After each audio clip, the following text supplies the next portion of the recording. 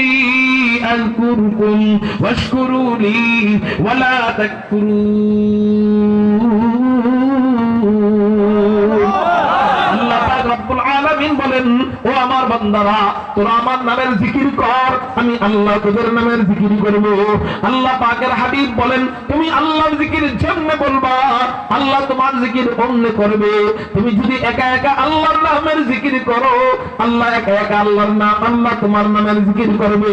তুমি তাহাজ্জুদের নামাজের পর নামাজের মুসল্লায় বৈশা বৈশা আল্লাহর নামের জিকির করবা, আল্লাহ আল্লাহ আল্লাহ আল্লাহ আল্লাহ জিকির করবে। বান্দা বান্দা ডাকস কেন, ডাকস কেন, ডাকস কেন। আর যখন ভরা মজলিস কায়েম হয়, এই ভরা মজলিসে আল্লাহর নামের জিকির করবা। আল্লাহ তখন আর একা একা জিকির করে না, আল্লাহ ভরা মজলিসে বৈশা বৈশা আল্লাহ কোটি কোটি ফেরেশতাদেরকে ডাক দিয়া বিশাল বড় মাহফিল কায়েম করে এই ভরা মজলিসে আল্লাহ তার আদরের বান্দার নামের জিকির করা আরম্ভ করে দেয়।